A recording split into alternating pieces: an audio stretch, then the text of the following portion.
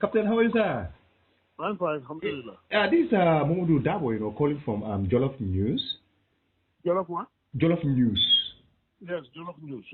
Yes, sir. We've learned that the Gambia's last standing World War II veteran has fallen.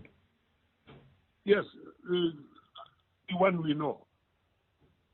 Yes. I don't know whether there are others, but this is the last of the ones we know.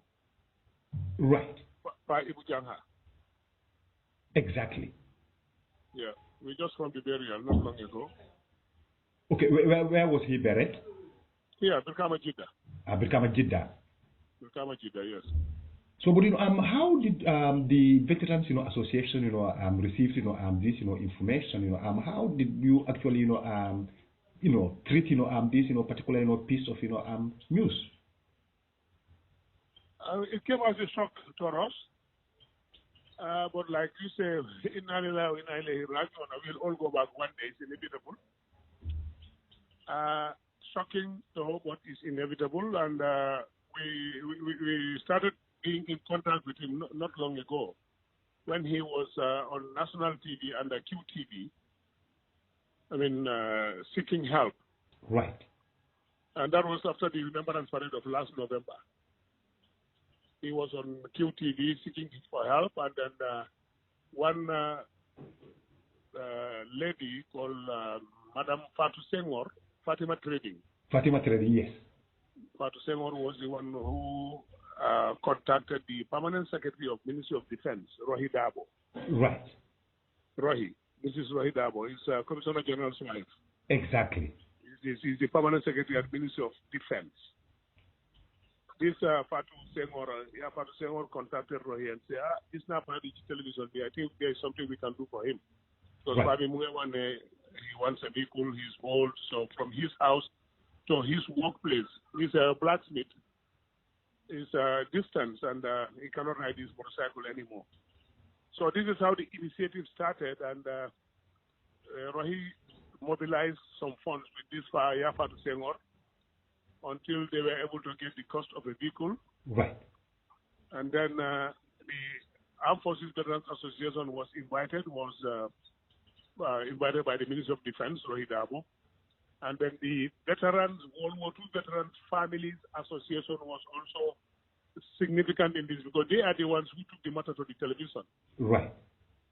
So until we became aware of it, and this is how the help came. And the Ministry of Defense Permanent Secretary and the team at the Ministry of Defense and the Veterans Association were able to mobilize some funds and then get him a vehicle. And presentation was done at the Ministry of Defense one fine day. Right. And then that's how he's been living. He's 102 years until recently the family said he was suffering from pneumonia. And I think it's about just 2-3 weeks before he passed away. Right, Captain, I know, actually, we're dealing with a very, very, shocking, piece of, information. This is not the time, for blame game. But, some people, have argued that, the, World War II, veterans, fate have, actually, shown, the neglect, the type of, treatment, that, this type of, people, have been, accorded. Because this, where people, who fought, on battlefront, for people, and at the end of the day, they have been, forgotten. Because the reason why he went to the television was, when his, generally shop, was boggled. That's why he went to the television. But before that, he had been forgotten, over there. So what does this actually, tell, of, the treatment, of people, who serve, our country, or our various institutions? Actually, I don't think we have anything in the Constitution for such people. If it is there too, I don't know. And why can't we have that? But why can't we have that in our Constitution? Right, for the lawmakers. The question should be for the lawmakers. Like me, I'm a veteran myself. I fought in Liberia. Right. The first contingent of Liberia, I actually fought. Because my battalion, my company was attacked to the Ghanaians. So I was detached from Gambian contingent, attached to the Ghanaian battalion. Right. And the Ghanaian battalion was in the forefront.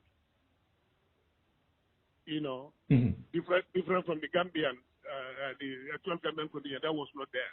But I was attached to the Ghanaian General Dankwa battalion, and we actually fought, and that's why I got injured. So how? From a mortar shell we had. My one is an RPG cell. Right. Rocket propelled grenade launcher, RPG. Right. Right, and how the World War II veterans are treated here, I did not have any idea, because I did not even know they had an association then. I only know that there was a legion, this West Africa something, British Legion, and they were sponsored, they were funded by the British Embassy, British High Commission in the Gambia. Right. They were getting some funding from the British High Commission in the Gambia. They even had a Land Rover. This was during Sam something's time. I forgot. Sam Sar. No, not Sam Sar. Actually, no. This is Sam something. He was not. He was a war veteran. Sam Silla. Sam Silla. Sam Silla. Sam Silla, exactly. It's Sam Silla's time. But when Sam Silla passed away, there were other people there. I think somebody called Pap Fall. I don't actually know him. He was definitely in charge of everything. And this Pap Fall was the one who was in charge of this World War II Veterans Association for the Legion. Because they are all old people, and Pap Fall was the one doing the administrative part of it and helping them out through funding from the British High Commission.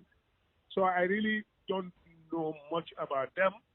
But what we did as Gambia Armed Forces, we came together sometime, 4 or 5 years ago, and formed what we call the Gambia Armed Forces Veterans Association. Right.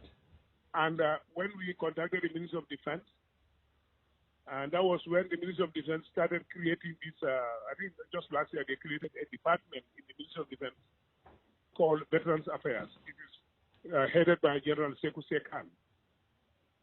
So the ministry is actually coming up with something to help veterans. But before that, our Veterans Association, we've already started helping our own veterans.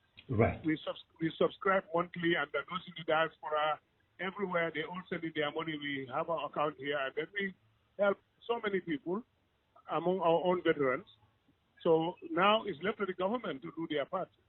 And yeah, but like it's left to it's left to the government, to do their part, but also, you also have a role to play here, because you can play, you can do an advocacy here. You can pile pressure on the government, because actually life after service must not also be a nightmare, because actually you went and they put your life on the line for your country. So at the end of the day, you should not be treated as a threat. You should not be treated like life after such dangerous service to the nation should not be a misery. There's one thing we used to say: we served and we have to be served now. We serve the country, now the country has to serve us as veterans.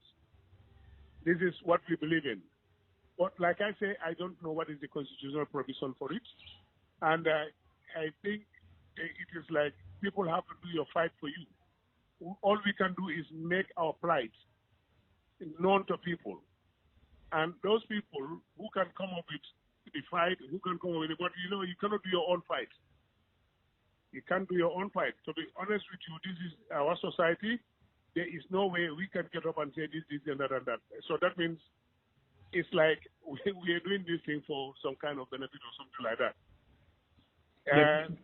Yeah, because for example, you need skill development. You need employment opportunities. You need psychological support. You need because these were people who went to different environments. Who have seen different situations. So actually they need different type of support.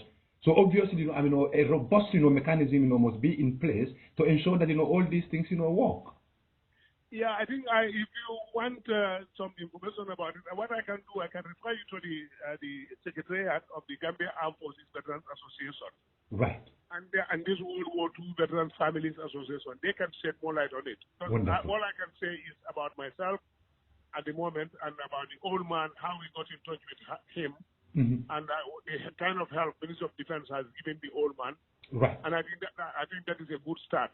Exactly. So for the rest of the thing, the generalization of everything else, I think the Armed Forces Veterans Association can help in that aspect. Right. Because for now, I cannot speak on their behalf. I'm not the spokesperson, and I'm not the right person to say anything about that. Right, right. So the Veterans, World War II Veterans Families Association also is there. Their secretariat is there, their executive. If you find out, I'm sure you'll get one of them to be able to give you some information on this. Exactly. Okay, Captain.